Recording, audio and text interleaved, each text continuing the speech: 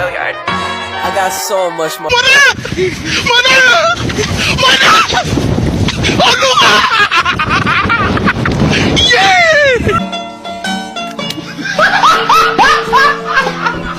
Are you ready, kids? Aye, aye, Captain! I can't hear you. Aye, aye, Captain! Oh! Fucking design on right now. Break it down, bring it back, make it clap. I got 3 old thoughts, new block, where that thing. Bitches on my line, and you know Hai, Om Swastiastu. Selamat datang di video saya. Perkenalkan, nama saya Erika dari kelas 9A dengan nomor absen 4. Tanpa banyak basa-basi, langsung saja kita ke materinya, yaitu tentang membahas penyakit-penyakit yang ada di organ reproduksi. Hai, yang pertama ada penyakit gonore. Gonore adalah penyakit menular seksual yang disebabkan oleh infeksi bakteri. Bakteri ini biasanya menyerang pada saluran kemih, baik pada pria maupun pada wanita.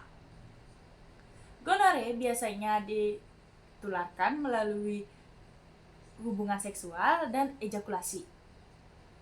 Penyakit gonore ini bisa terjadi berulang-ulang kali dan sudah 75 juta penduduk di Indonesia yang terkena penyakit gonore ini. Penyakit ini disebabkan oleh infeksi, ya kalian bisa baca aja, yaitu bakteri gram negatif berbentuk seperti biji kopi.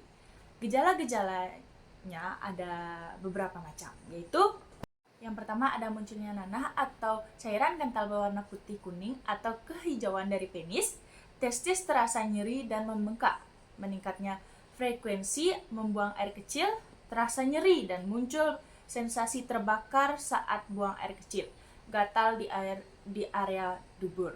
Penyakit ini bisa dicegah dengan cara menghindari hubungan seksual bagi yang belum nikah, setia dengan satu pasangan atau tidak ganti-ganti pasangan untuk berhubungan seksual. Dan yang terakhir ada penggunaan kondom. Itu sangat penting sekali ya untuk pria. Yang kedua ada penyakit endometriosis, terjadi ketika jaringan lapisan dalam rahim tumbuh di luar rahim seperti di ovarium, usus, dan lapisan panggul. Jaringan ini dapat menyebabkan efek samping, yaitu efek hormon pada siklus menstruasi, membuat jaringan yang sebelumnya tidak terletak dengan baik menjadi nyeri atau meradang dan akhirnya berkembang menjadi kista. Pertumbuhan jaringan tersebut menjadi penyebab gejala, yaitu nyeri haid yang parah, hubungan seksual yang menyakitkan, dan munculnya benjolan di perut yang dapat mengganggu aktivitas sehari-hari. Cara mencegah penyakit endometriosis yaitu dengan berolahraga secara rutin minimal 30 menit setiap harinya, menjaga berat badan agar tetap ideal, menurunkan berat badan jika terjadi obesitas, mengurangi pengonsumsian minuman alkohol dan berkafein secara berlebihan. Ketiga, ada penyakit sistitis, yaitu sindrom kompleks dengan peradangan pada mukosa kandung kemih. Wanita lebih rentan terhadap sistitis karena saluran kemih yang lebih pendek daripada pria. Penyebab umum dari kondisi ini adalah infeksi bakteri tentunya.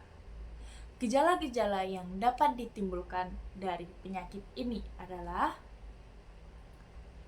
sering buang air kecil, nyeri di akhir pembuangan air kecil, nyeri panggul.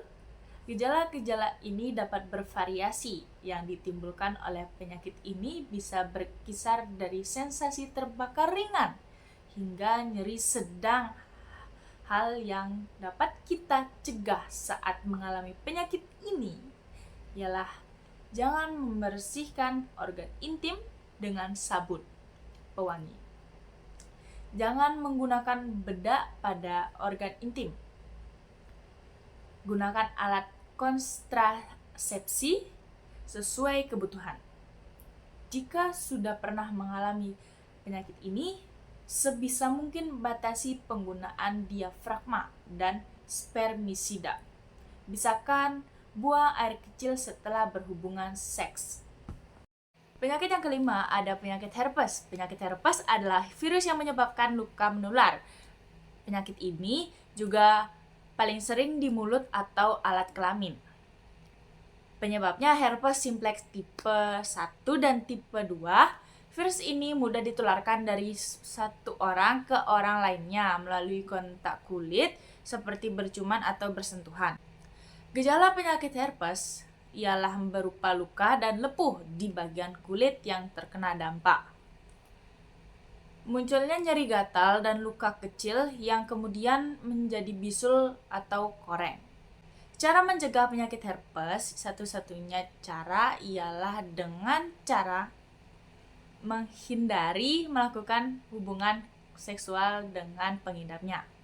Lalu yang selanjutnya, yang keenam, ada penyakit balanitis. Penyakit balanitis adalah penyakit yang disebabkan oleh infeksi jamur, bakteri, atau virus yang bisa menular pada pasangan seksual kalian. Nah, apa aja sih gejala-gejalanya? Yaitu ada yang pertama, ujung penis yang membengkak yang dapat menyebabkan saluran kemih tertekan sehingga penderitanya merasakan nyeri ketika buang air kecil. Balanitis juga dapat menimbulkan beberapa gejala tambahan seperti penis terasa gatal dan seperti terbakar, keluar cairan berwarna kekuningan dan berbau dari penis. Pencegahan balanitis.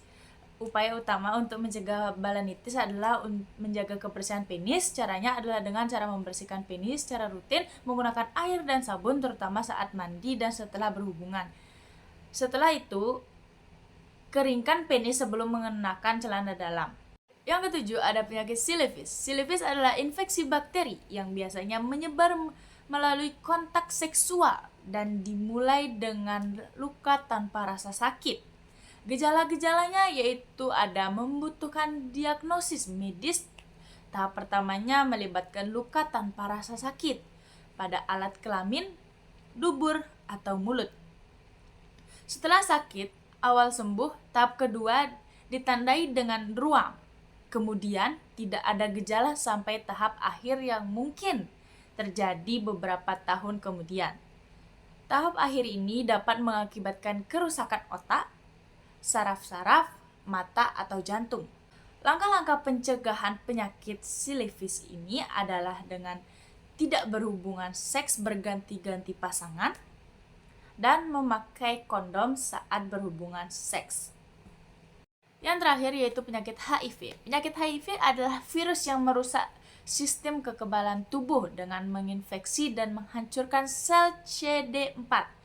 Virus ini dapat ditularkan melalui kontak dengan darah yang terinfeksi, air mani, atau cairan vagina. Gejala-gejalanya membutuhkan diagnosis medis dalam beberapa minggu infeksi HIV. Gejalanya seperti flu demam, sakit tenggorokan, dan kelelahan dapat terjadi.